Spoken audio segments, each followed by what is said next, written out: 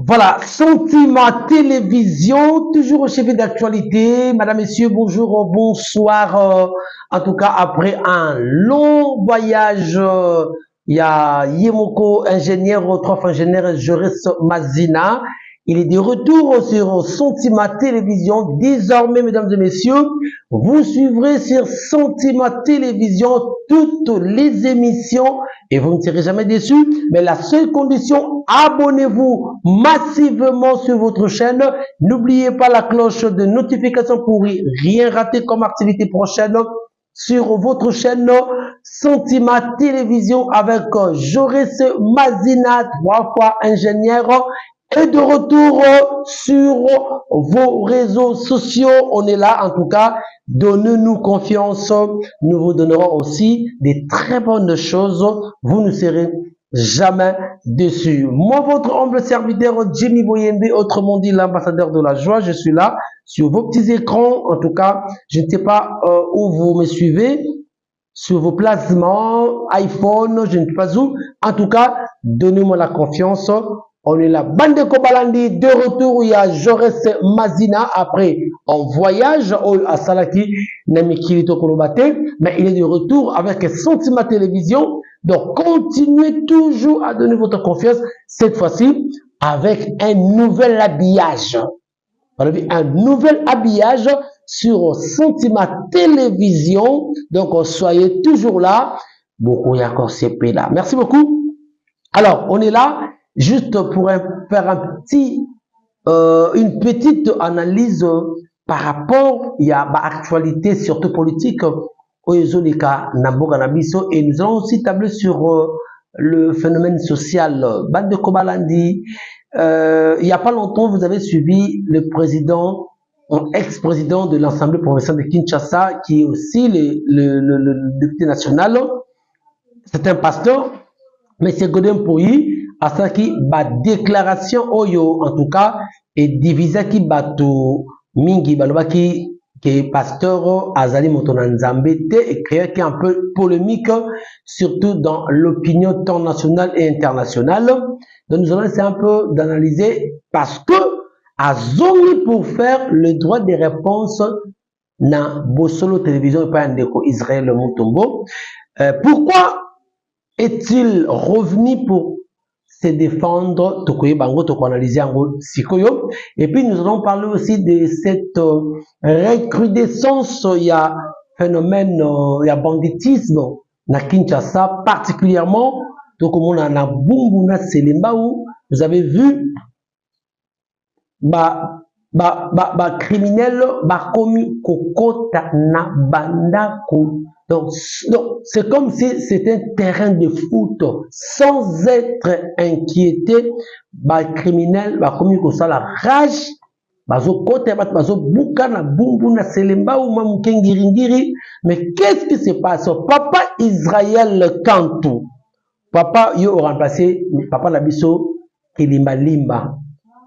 Est-ce que Zoyo Kamakabo ko le kakate? On va essayer un peu d'analyser. Alors, commençons avec Godin Pouyi. Bande Kobalandi. Kinshasa, hier, c'était Kinshasa la belle. Mais quand vous parcourez la ville à Kinshasa, et vous allez vous rendre compte que Kinshasa est devenu Kinshasa poubelle. Pourquoi Kinshasa est devenu poubelle? Parce qu'il y a des plus puissants, Batomoro a un certain régime, l'équipe, bazwana ngo basakirisa na bemisika o batere o l'État atika bakoki kotonga te batu moko baya bakenda batonga na bango babloka même passage ya bacanalisation d'eau. Lelo soki inondation Kinshasa ekodindaka mingi, c'est parce que la plupart des canalisations d'eau eza utiliser batu batonga bandako yango wana babengi ba construction anarchique. Ba construction anarchique ekolobake botongi na mibeko te et si qu'on fallait batonga te balobi te que ça fausse construction. Il y a des ingénieurs qualifiés batongi ndako mais babengi anarchique parce que elandi mibeko te batongi esika oyo fallait pas batu batonga. Yango moni na mibeko l'État va nul est au-dessus de la loi. Personne n'est au-dessus de la loi. Biso nyonso toza na se ya mibeko. Ya wana moni soki ba une mesure par les autorités de l'État, les autorités urbaines. Tout le monde, personne ne sera épargné. Que vous soyez général, que vous soyez colonel, que vous soyez député, qui que vous soyez, vous allez frapper na mesure wana. Yango moni, le gouverneur, il y avait le professeur Kinshasa, Daniel Bumba, na mesure bazwa qui est le ministère national, il y a urbanisme, il y a habitat. Il faut babuka bandaku oto batonga anarchiquement. Babanda ki to na 4 districts, babanda ki na bachangwa zobuka, Funa, Moamba, là bakoti na Lukunga. Bakoti na Lukunga, on avait vu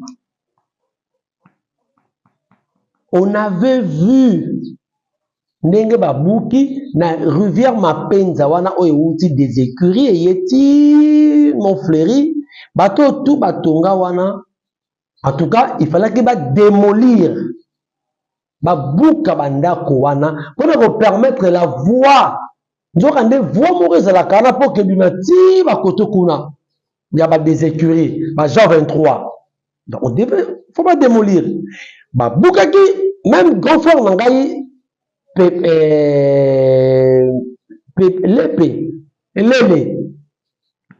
Puis dans Lele, à toi qui n'a venu Ngouma, on a sur outil magasin après à Kram, centre hospitalier à Kram, sa maison. À ça, immeuble, il y a 3 niveaux. On a tout démoli, on a détruit tout. Parce que bah, considérons une construction anarchique. Par contre, on a vraiment entre autres, ce qu'on a allé vers Naku Villa, il y a Pasteur Godin Poipe et Zaki épargné.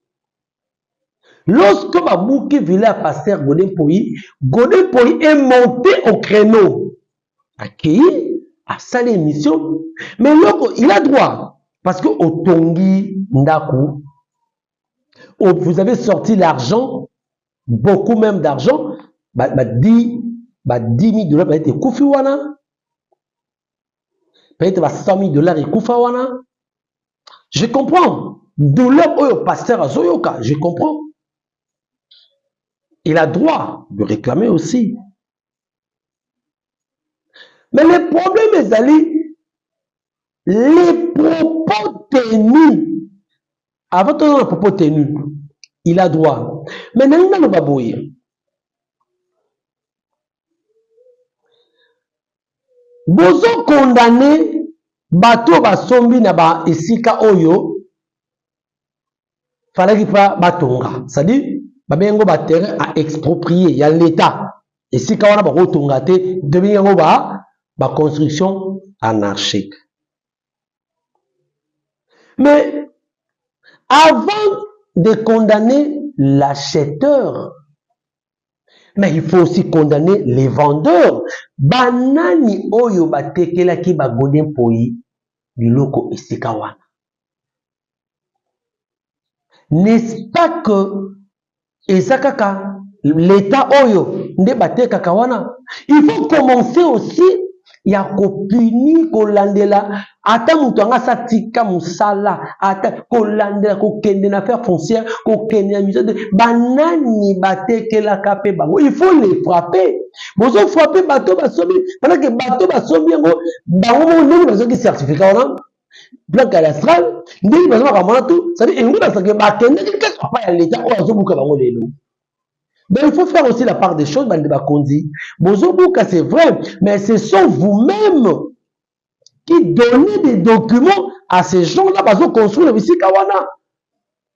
Donc, quelque part, vous devez aussi réfléchir que Boka, c'est bien. Mais il faut aussi remonter pour condamner bateau Pesaki. Mais les premiers amis, et l'autre, c'est les bisous Pesaki, réaction. Il y a Godin Poi. Godin Poi a dit quoi? que ce qui nazalaki pasteur te mbele na kendaki bongo nanga awate na ingana kende na Goma. Par là, qu'est-ce qu'il veut dire? Toi analyser en gros. Et lui même Bible lobby, la bouche parle de l'abondance du cœur. Vous comprenez? Donc, il a montré sa vraie façon, vrai visage, que Azalaka na besoin pour kende pe na Goma. C'est-à-dire, alobi que bateau nyonso bazalaka na rébellion, de bazalaka na raison.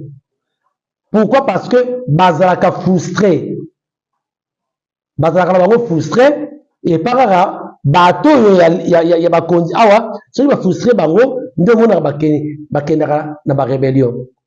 Donc Nanga il a été frustré parce que mon le cola babote ba carré minier yo mutu moko un individu au cause ba carré minier comment tu au sepelate ndakenda rébellion. Donc moi je dis donc comment babote no li papa au sepelate mécontent OK rébellion. Babote no li pa au sepelate OK rébellion. Babote no li c'est-à-dire Godin Poyi avait fait l'apologie de la rébellion. Il avait montré que bateau va frustrer bateau va qu'il y a rébellion. Ça dit bateau va qu'il y a rébellion parce qu'il a raison. De ma Félix parce qu'il a tort. Ma continuer parce qu'il a tort. C'est ce qu'il voulait dire. Tous autres devaient contexter. Tous autres devaient contexter. Tous autres pour analyser. Quand vous dites que ceux qui ont été pasteurs, mais l'accueil dans l'Est, à Goma. Oh, maintenant ils sont à Goma. Ils ont un rebelle. Ma territoire occupé par le rebelle. Kabila est accusé, pourquoi tu as dit immunité pour pas juger? Parce que tant que sage et armé, et tant que, pardon, sage, il y a mot capot de reposter, un ancien président, il devait se comporter en sage.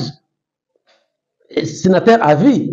Il ne devait pas se retrouver dans la partie orientale, la partie où, sous occupation, il y a supplétif, il y a armée rwandaise qui est les 1-23. Il ne devait pas se retrouver là-bas. Mais pourquoi il s'est retrouvé là-bas, tout condamné, pour te dire que il s'est rangé na rang il y a ba rebelle. Donc tu accuses Kabila Lelo. Mais ce qui Godin Poyi avait dit que lui il va se rendre, il pouvait se rendre na Goma sur Asaki Pasteur.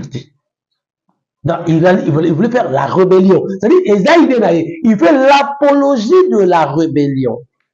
Dans un pays ça a raison. Ce qu'il a tout mis. Quelle est la différence entre les propos?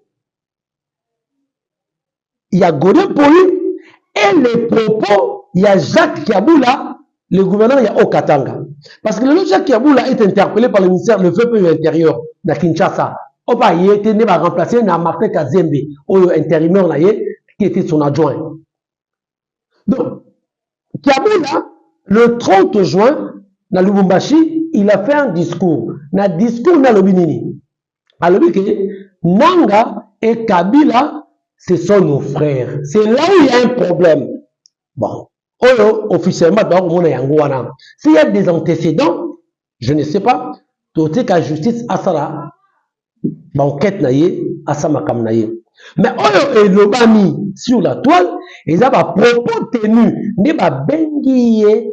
Aya ko s'expliquer na Kinshasa le VPM Chabani a Benakié. Vu son indisponibilité, parce que Jacques Kiaboula est introuvable aujourd'hui. Est-ce que il se retrouve dans comment? Est-ce que Azaka maladie? Est-ce que Jacques Kiaboula il a rejoint l'autre parti? Pour éviter. Mais a été, vu son indisponibilité, va remplacer na intérim naye muta sala nani son adjoint Martin Kazembe ndi azoko assumer intérim na Okatanga. Alors différence pourquoi Kiaboula est interpellé pour avoir dit ses propos na population par rapport à Kabila na nangation de frères. Il n'a pas fait l'apologie, il y a rébellion. Mais Godin Poyi n'est pas interpellé en disant, à propos que ceux qui ont cette région de Kabila, Nananga, Soka Zaki pasteur, il circule, il est libre, sans être interpellé. Et puis, il s'explique aussi. Il est venu faire le droit de réponse. Il est à l'aise. Pourquoi lui n'a pas été interpellé? 2 points, 2 mesures. Qu'est-ce qu'on peut comprendre là? Il n'y a pas de différence entre les propos de Jacques Kaboula et les propos de qui? De Godé Mpoyi. Godé Mpoyi devait aussi répondre devant des procureurs. Procureur général pour la cour de cassation, papa venu montrer mon côté, ma carte nayo et pas ya Constant Moutamba. Le Constant Moutamba a comme cloué. Ok, toujours de la justice, toujours le 23, procès, audience naïe, qu'est-ce qui va se passer? Mais Godé Mpoyi là, il n'est pas inquiété. Godé Mpoyi là, il n'est pas inquiété. À propos de l'ESCO, ils ont un peu exceptionnel. Non, et inquiété, non, on va douter. Mais il a fait aussi l'apologie de la rébellion. Qui vivra, verra. Donc, Godé Mpoyi est passé pour se défendre, pour dire que les détracteurs naïe, bimi na contexte, il y a pensé naïe, papa Godé Mpoyi. Oh, ata zoba. On n'est pas sorti du contexte. Parce que vous voulez expliquer le contexte de Godé Mpoyi à l'Obelaki? Non, il a dit que ce qui n'a qui pasteur T, mais la kendaki na Goma. Et lui, on a dit, non, on a pasteur. Et là, on a dit, pour na poya pasteur, pour na terre à Mabolingo. Mais ce qui n'a pas pasteur T, mais dans un pasteur T, tout le monde a un pasteur T, donc il allait partir. Il allait devenir rebelle. Il a rejoindre Kabila Nananga. C'est clair. Les détracteurs ne sont pas sortis du contexte. Non. C'est clair. C'est ce que vous vouliez dire. Hein? Honorable. Donc Godé aussi, parce que Godé devait être interpellé, il devait être entendu par la justice. Pourquoi? Nabi, tout kenan. Pas pasteur, pas prêcher à l'amour. Bango oza likambo oyo expliquer bango ba biso foka na mutema kozonga sa mabete mais comment pasteur s'est laissé emporter par l'émotion bazaka mokano na candidaté. Donc pasteur a pris la décision sous la colère. Yango moni ba français balobaka avant d'agir ou avant de parler, il faut tourner la langue 7 fois. Ce n'est pas en vain. Parce qu'on sait que sous la colère, au qui ne tiendra pas debout. Ou peut-être, mais il nuit. Donc les gens ne sont pas sortis du contexte de défendre Israël en disant que les gens sont sortis du contexte dans lequel il y a le Belaki. Il y a le contexte. Vous qui êtes au pouvoir, les salaka batu misusu bazana poids politique ité ba bukinda kunaye ba sali boye omoni ndenge ça reçoit. Mais souvenez-vous, opération oh babandeko coup de opération je crois coup de poing. Non, opération coup de poing oh babuka bandaku na tembe sika batongi lelo musée national na secrétariat généraux et belé y a ministère en face il y a pas du peuple côte à côte na inspection générale de la police eska nini zalaka circo ça dit bien nation boulevard triomphal et si quand on a et qui tembe terrain wana lorsqu'on démolissait ma construction anarchique si quand on est à l'état on avait détruit les maisons aux Akiwana. Parmi les c'était à l'époque de Kabila, Joseph Kabila.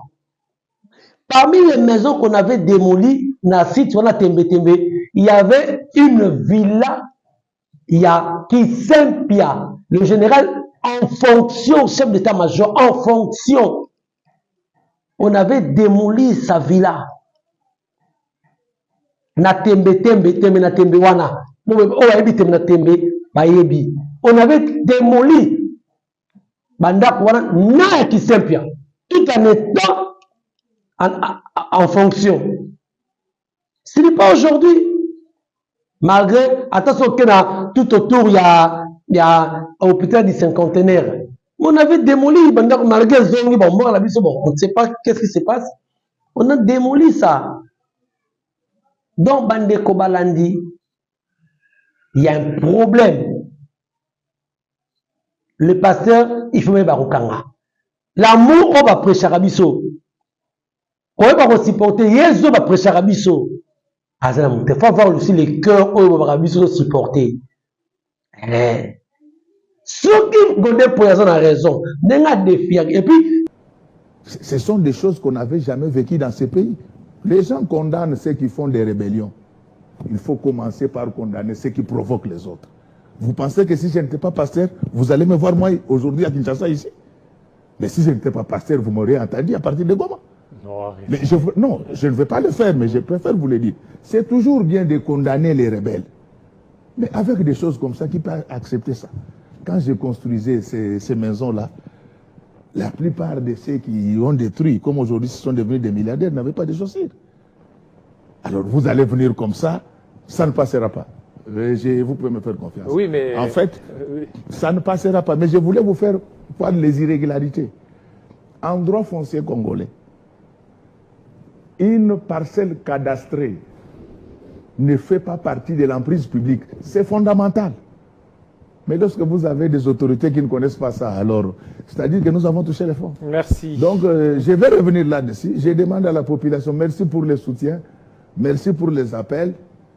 Par respect pour le président, je vais attendre pendant des semaines. Abimi, tout ça là. Donc, l'État, ça n'a pas pâté. Bango bakoma politicien makamnyo so wasala ko ba politicien ngo bino moko ba teme bozeta la kwa wana na kwa anda kwa pembe kuna bile projet makele la pamba avant les autres ayiba ki terrain loko ya sombaka avant za bateau basala ile ba yibaki alors rien alors le bateau que nous ba boukelie basala ba règlement des comptes za makambo solote il a asali makambo encore hein vraiment ça la bilombo. Et quand on suit ça, vraiment, c'est pour un pasteur. Tous les gars qui ont des rébellions, le président peut répondre. Quand la Godé est allé plus loin en disant, en insultant même les institutions, ça c'est outrage contre l'institution du pays. C'est outrage, c'est une infraction. Godé Poy, sur la image, voilà, à l'obaki même, ils ont compte à rendre la cour des comptes des comptes. C'est-à-dire, à finir cour des comptes, il y a un compte. Pendant que les gens qui sont là dans la cour des comptes, ce sont des gens qui ont étudié, qui sont très intelligents, mais il y a un compte. Vous avez suivi une aventure là, un rapport bidon de cette cour des comptes des cons. Tout a commencé à partir de là. Ça c'est fort. Je préfère le dire parce qu'il faut vous mettre à ma place. Une cour des comptes, vous allez voir que lorsque vous, du moins ceux qui suivent, qui ont suivi. Quel niveau pasteur? Je sais pas si vous avez suivi la vidéo.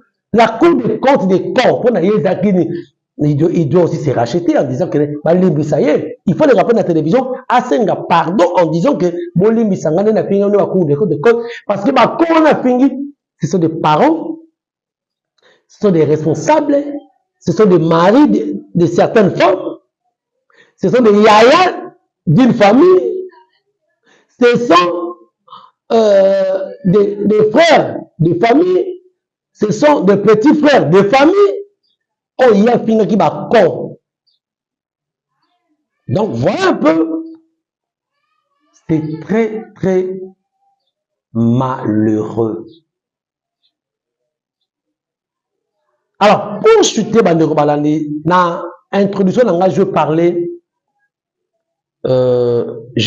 de la recrudescence Il y a criminalité na Kinshasa. Papa Israël Kantou, l'actuel commissaire provincial de la police, les successeurs Yakili Malimba, Papa Fungola Misu na Kinshasa. Il ne se passe pas un jour à Kinshasa sans Oyoka cri d'alarme ya population. Babomi boy, basali boy, balobi boy, bakoteli batu boy, babuki boy, boy. Na kalatoye baka ezaka ba mine reculé peut-être ba côté ba monga fo na kati kona ba miteni na se ou iska véhicule kota raté, bon ba bordi banda ko sala. Mais lelo ce n'est plus le cas. Lelo est comme ko sama même na ba voie principale. Ma voie principale, la criminalité. Hier, na bombe vers 1h, na venu Zongo. Non, avant-hier, na venu Zongo. Il y a eu de criminels. Ba koti nandaku. Il y a famille moko. Ba buki. Ba sengi mbongo. Mais heureusement, bomi mutute. Ba koti na 3 le porte. C'est-à-dire, ba sali une opération pendant 1 heure du temps, ba kote nanda koyo, ba buki, ba breke bango, ba zoya ba arme blanche, ba zoya ba arme à feu, ba zoya ba biloko nyonso de comme ba ciseaux, tout comme ça. Ba bulu nanda koyo, ba kei na lupang oyo, ba koti, ba sali opération, ba kote, c'est-à-dire, ils ont fait 4 parcelles sur une même avenue, l'avenue Zongo, Matapol. Babimi peut bakei sans être inquiété. J'aimerais tout l'en extrême que les kaki kuna na bumbo ngo kané bana ba ko ba pe to tout ça petit commentaire suivez. Pesibiso vraiment pas si makasi, pesibiso vraiment pas si makasi.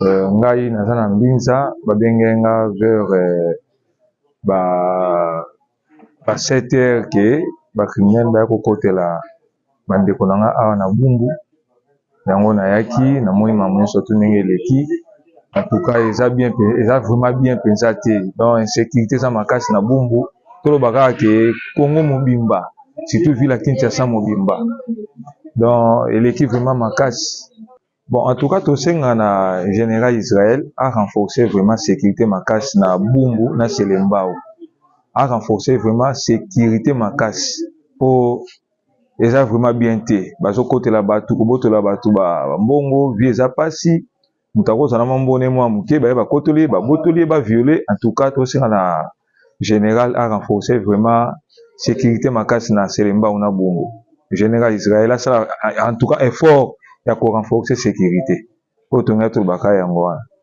Voilà, Bolandi, c'est malheureux que le qui la nuit il y a mercredi, na jeudi, c'est-à-dire mercredi 16, jeudi 17 juillet 2025, na Bumbu.